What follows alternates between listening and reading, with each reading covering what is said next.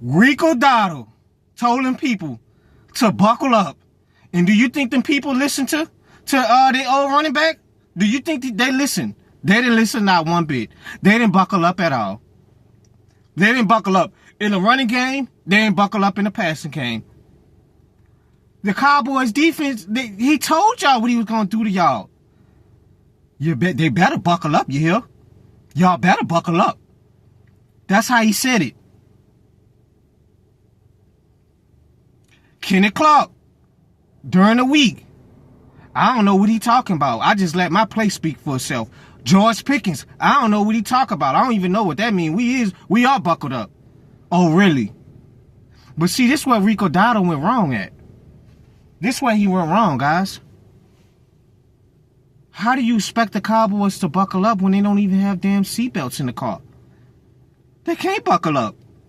They don't even have the Jimmy and Joes to buckle up. They don't have the personnel to buckle up.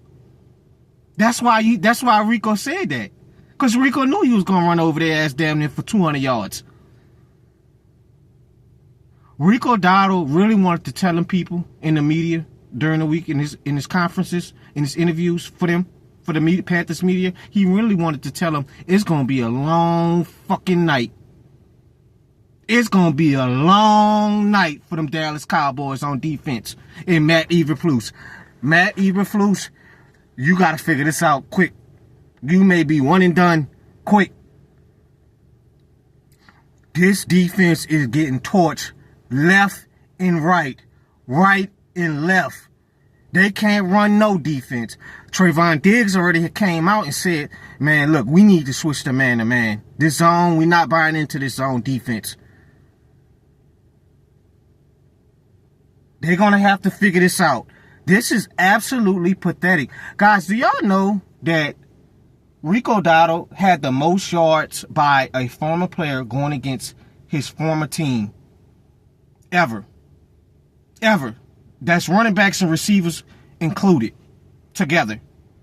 A player going against his own team. He had 183 yards. Rico Dowdle was on a tear. He had 183 yards, 6 yards per carry, and even last week when they played the Dolphins, he had 200 rushing yards. Rico Dowdle was on a tear. Chuba Hubbard, you better hurry up and get back, bro. You better hurry up and get back. I'm gonna jump right back to the Panthers. As for the Cowboys, they don't even have a clue on how to stop nobody on the offensive end. Every time when it's a third down, trying to get off the field, they can't get off the field. In the crucial time of the game, I think it was late fourth quarter. Do y'all know the Carolina Panthers had the ball for 6 minutes? For 6 minutes. To go win the game. Dak probably didn't even know he probably wasn't going to get the ball back. They can't get off the field. Early in that same drive, I think Elam gave up a play. I don't know what they signed Elam for. Elam didn't work out in Buffalo. The safety plays has been bad. Trayvon Diggs hasn't been good. Deron Bland is... nothing on the defense has been promising. Nothing. You signed Kenny Clark, you still giving. You traded Kenny Clark for Michael Parsons, you still give up running plays in the rushing game. And I said it. I called him. And the team wouldn't be that much good with Michael Parsons on the defensive end. But I tell you what, at least you have an elite pass rusher back there helping you out a little bit. Because honestly, Michael Parsons probably made up for the secondary play. This is bad. This is 2015, 2016 New Orleans Saints defense bad. My team bad. Back in 2015, 2016. Y'all remember that? When Brandon Browner and them was on the team? This is that bad. This may even be worse. I mean, and it's a shame how great Dak Prescott is playing this season with George Pickens. Oh, man, George Pickens shut me up because I didn't think he was going to be able to fit, whining and complaining, but he looks focused. They got a good duo going. Dak is playing out of his world. I always like Dak. I always think Dak got a bad rep. Dak may not be the most elite quarterback, but damn good, he's good. He's a good quarterback. He's a good quarterback. Sometimes he may come up short, sometimes, but God damn it, if this team was defense was at least a professional, they're not even a professional NFL defense. They're not even that. If they was a competent defense, the way this offense on how Schottenheimer is coaching this team, getting these people open, Cowboys will be probably number one in the NFC East. Because even in Green Bay, Packers struggle with their offense. So we'll see if they can figure this out soon, man. This is bad, man. That man told y'all to buckle up. Rico Dowdle told you what he was gonna do to y'all, and y'all got an attitude with him, and you still got ran over for over damn near 200 yards. Now on to the Panthers. Shout out Ted Teotihuacan McMillan getting his touchdown. He got 2 touchdowns. His first 2 touchdowns of the NFL season, his career. Shout out Ted. You know, I always was high on Ted coming out this draft. That's a good look. The Carolina Panthers are moving people around right now in the offensive line. I have to admit that they're moving people around right now. They're pushing people, pancaking people in rushing offense. Do you know how demoralizing and embarrassing when you're getting ran for 6 yards per carry and it's nothing you can do to stop it? Nothing. And you're getting pancaked as a 300 defensive tackle and defensive end, and you got to get back in the huddle and try to fight through gaps, fight through getting pushed backwards. That's tiring. Panthers are moving people. This had to be records broken to have these many rushing yards in 2 straight games like this. But I give y'all credit. I can't stand y'all. Y'all in our division. I gave you credit. What's concerning, though, I want to see, and a lot of us want to see, if this has to do with the Miami Dolphins being, because they're not much better on defense neither, guys, compared to the Cowboys. I want to be able to see if this is more so the Miami Dolphins being bad on defense and the Dallas Cowboys being generationally terrible on defense. I want it because even the Chargers, they had a 3rd-string running back this past weekend, ran over 120 yards against the Miami Dolphins. So I want to see if this is more so have to do with the bad defenses, or this is just what it's going to be. The Panthers is going to be pushing people around no matter who it's going to be.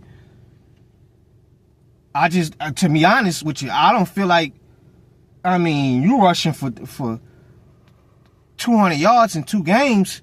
That looked like a good sign to me. I hate to sit there and tell y'all that.